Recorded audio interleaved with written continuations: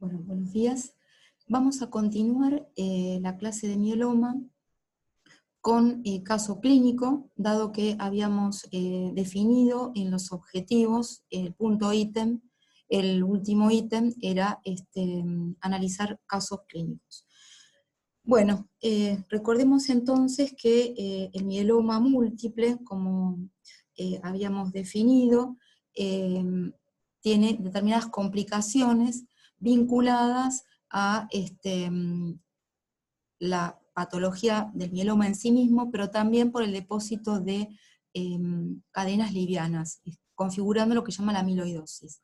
Entonces, los objetivos de esta charla, esta segunda etapa, es reseñar la etiopatogenia y clínica del mieloma múltiple integradas a las complicaciones, analizar caso clínico en vinculación a los objetivos que habíamos iniciado al principio de la charla, aplicar dichos conceptos al paciente con mieloma múltiple, destacando estas complicaciones y diagramar algunas estrategias diagnósticas y terapéuticas.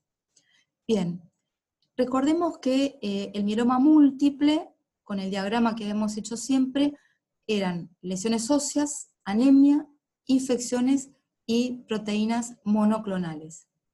Había un grupo de interleuquinas que se encargaban, provenientes de estas células plasmáticas que proliferaban dentro de la médula de modo monoclonal, ¿sí? Inhibían a la serie roja, anemia, producían una parálisis inmune, con lo cual estas IgG, que estarían muy aumentadas, no nos alcanzan para defender de las infecciones.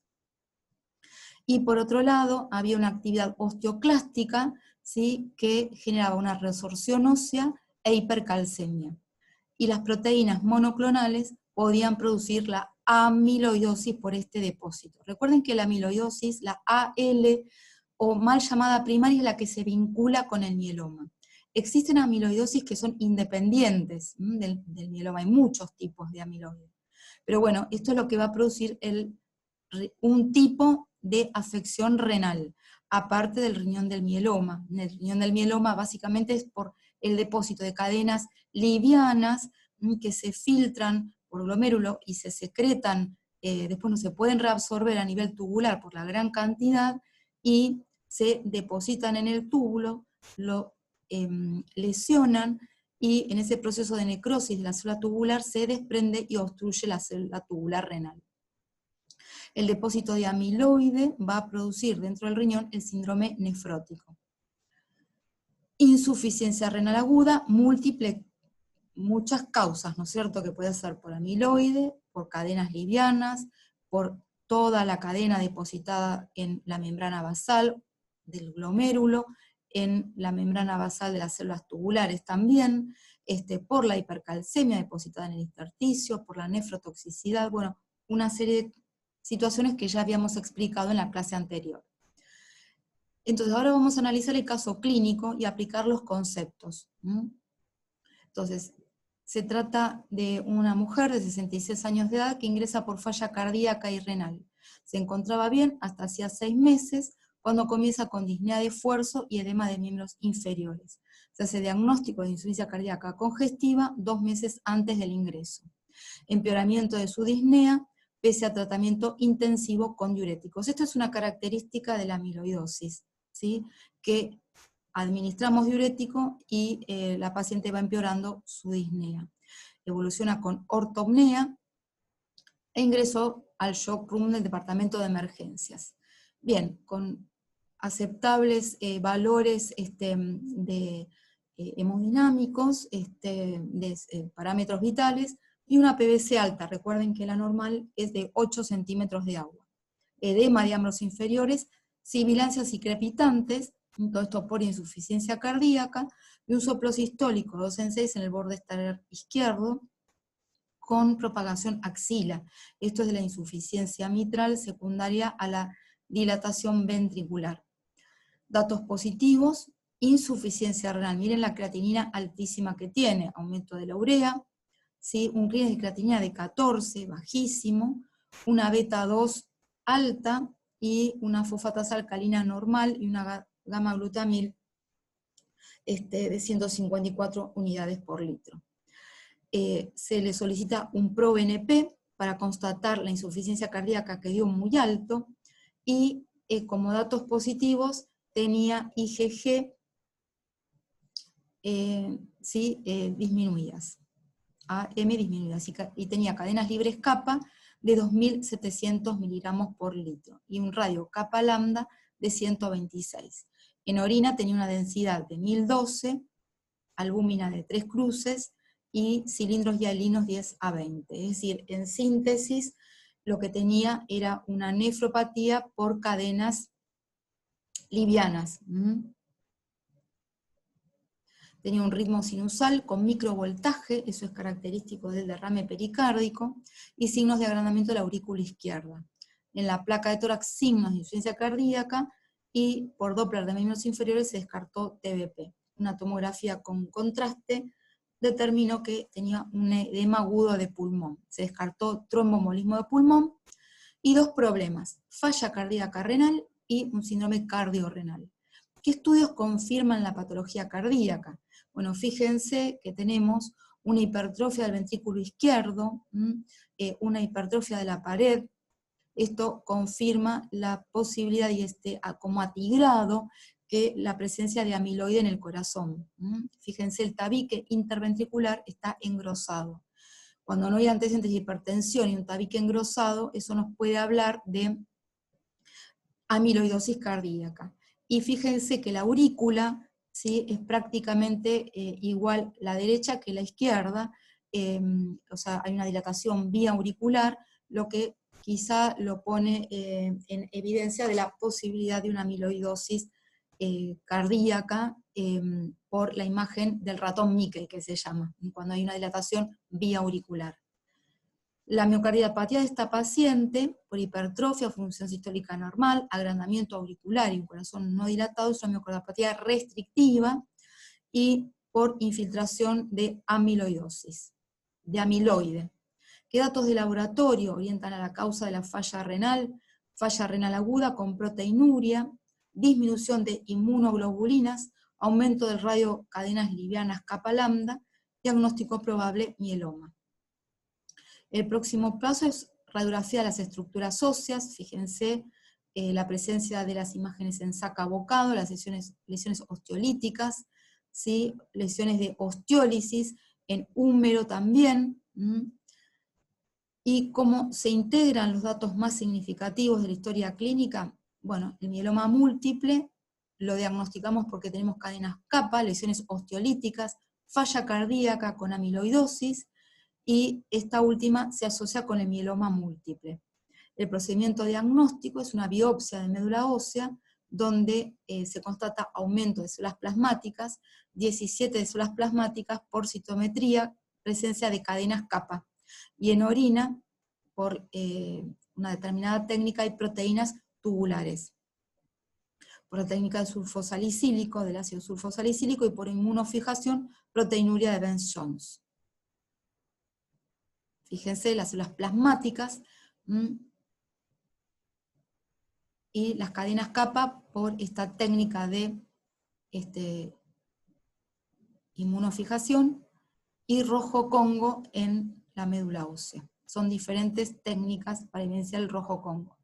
El análisis citogenético, que evidencia pronóstico, objetiva una monosomía 13 y trisomía 4 y 11, que hace también diagnóstico de neoplasia de células plasmáticas o mieloma múltiple. Entonces, las neoplasias de células plasmáticas, ¿se acuerdan que estaba la gamapatía monoclonal de origen incierto, que podía evolucionar al mieloma? El mieloma podía ser asintomático, es decir, el no secretor, que era muy poco frecuente, o sintomático, ¿sí? También estaba el plasmocitoma solitario, que lo habíamos visto anteriormente, y la amiloidosis. La AL o primaria es la que se asocia con el mieloma. Entonces, la presentación clínica, entonces, como para repasar, la forma de presentación del mieloma: anemia y eritrocimentación acelerada.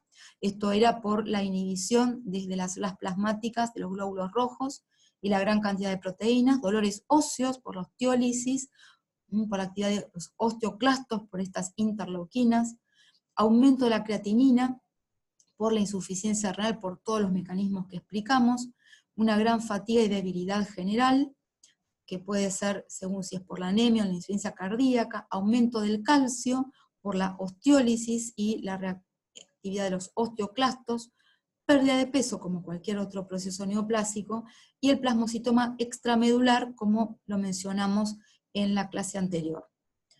Con la rutina, ¿sí? Y el uso de estudios laborales se diagnostica más precozmente. La creatinina aumenta en la mitad de los pacientes al momento del diagnóstico, más de 2 miligramos por decilitro en un 20% de los pacientes. Menos del 5% pueden tener parestesias por amiloidosis del sistema nervioso periférico, hepatomegalia por amiloidosis del hígado que da FAL aumentada, esto mismo para la esplenomegalia y esto mismo para las linfadenomegalias. Y un mínimo prácticamente despreciable porcentaje de fiebre.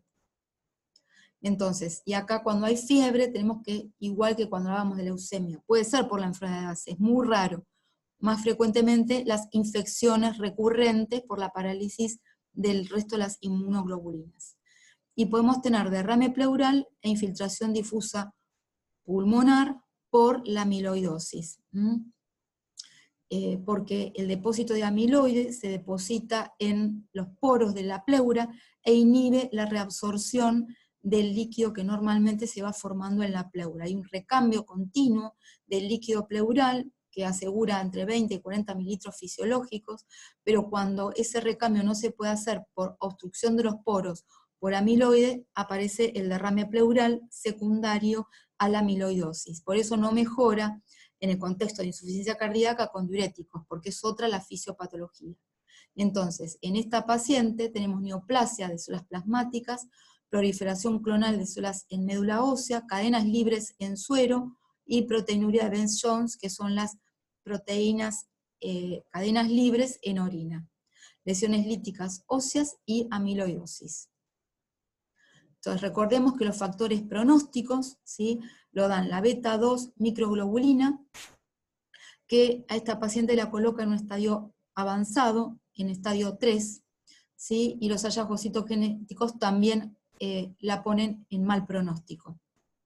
Fíjense, más de 5,5 de beta-2 microglobulina, mal pronóstico. Y la amiloidosis cardíaca, ¿sí?, representa un 30% en el mieloma, gastrointestinal en un 7%, y está la fosfatasa alcalina aumentada. Recuerden que no es por los osteoblastos, que están inhibidos. Hay una infiltración sinusoide hepática, puede haber de los tejidos blandos, ¿se acuerdan cómo se aspiraba en la grasa parda?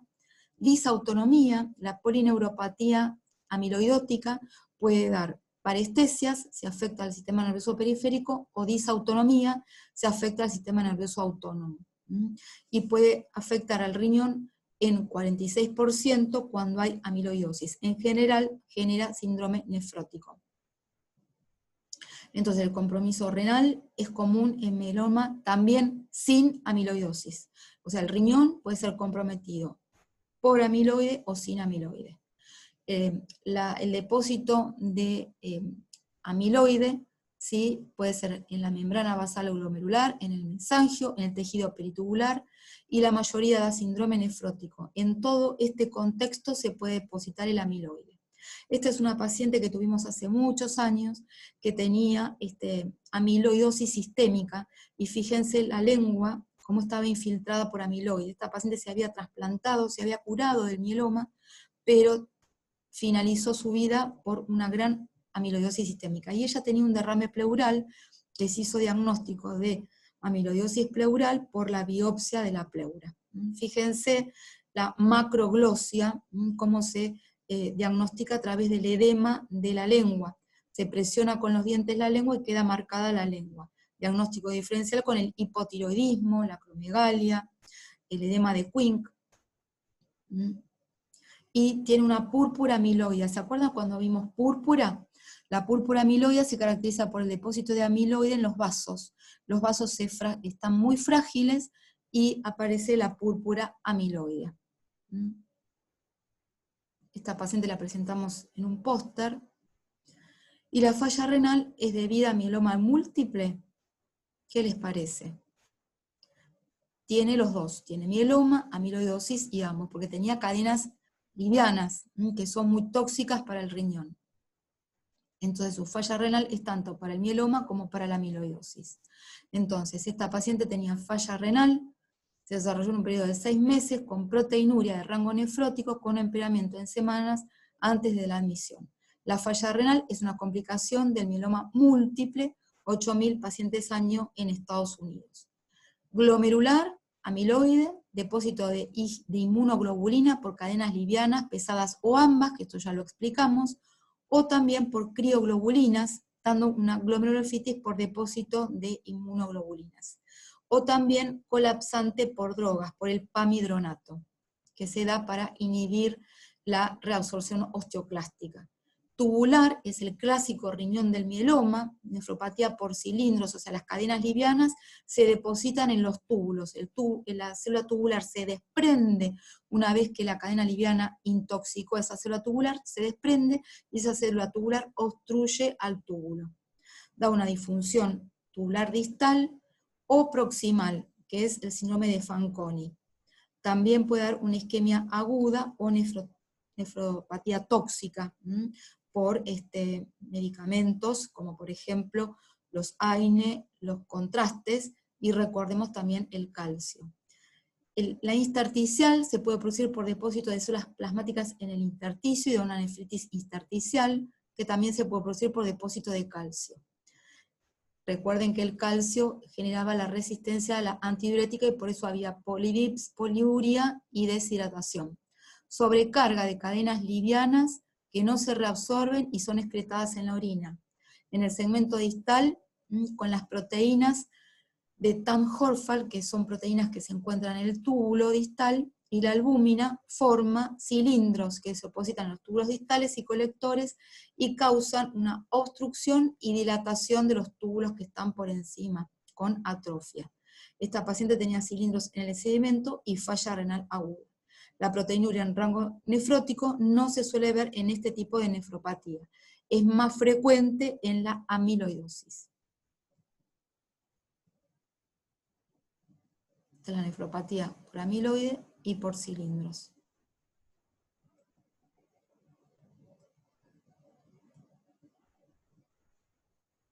Entonces las cadenas livianas en orina pueden no detectarse por las tiras reactivas y se debe testear con ácido sulfosalicílico, que fue lo que se le hizo a esta paciente, que detecta todas las proteínas, las tubulares y las glomerulares.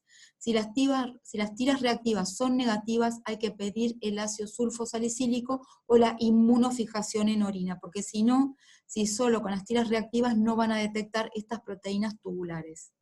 Entonces la inmunofijación en orina reemplazaría al sulfosalicílico. Otras causas de falla renal es la deshidratación, la hipercalcemia, las nefritis por drogas, infiltración del intersticio por células del mieloma, hiperviscosidad, que eso era más de la IgM, porque la IgG no tiene la capacidad de absorber más proteínas, entonces no da tanta viscosidad como lo da la macroglobulinemia de Waldenström a través de la IgM, infecciones por la parálisis del resto de las proteínas, por contraste y por ácido úrico. En síntesis, una proteinuria en rango nefrótico con deterioro acelerado de la función renal, aumento de capa en suero y probable amiloidosis renal, con nefropatía por cilindros de mieloma. Y los esquemas terapéuticos, rápidamente, es una orientación, porque no tienen que saber tratamiento. El clearance reducido con cadenas libres en el túbulo, ¿sí?, genera una injuria renal. En este paciente necesita hemodiálisis por la falla cardíaca y renal. La citopenia, con leucopenia y plaquetopenia, hay que administrar factor estimulante de colonias y transfusión de concentrado de plaquetas. Glóbulos rojos o factor estimulante de la formación de glóbulos rojos, o sea, la eritropoyetina. Y si hubiera hiperviscosidad, plasmaféresis. El componente óseo se administra pamidronato o solendronato para inhibir a la actividad osteoclástica. Se da cada 4 semanas durante 2 años. Y como esto lleva a hipocalcemia, la administración de pamidronato se debe complementar con el tiempo con la administración de calcio y vitamina D. Si hay fracturas o aplastamiento vertebral, hay que hacer vertebroplastia o sifoplastia. Y recordemos que la hipercalcemia sintomática, ¿sí?, puede afectar al sistema gastrointestinal a través de úlceras y pancreatitis, puede dar fallo renal, es decir, la refractariedad a la antidiurética, manifestaciones cardiovasculares como arritmias y neurológicas como convulsiones. Por eso hay que hidratar, administrar diuréticos, corticoides y bifosfonato o calcitonina. La hipercalcemia tumoral en general responde a los corticoides, pero en agudo hay que administrar hidratación, diuréticos, para que no se sobrecargue esta paciente, porque no se puede hidratar por la falla renal, la calcitonina que baja el calcio en agudo, y para largo plazo el pamidronato que actúa tardíamente. Los corticoides es como un rescate si es una hipercalcemia refractaria. Y los antibióticos precozmente, al igual que gamma-globulina endovenosa, por la parálisis del resto de las inmunoglobulinas.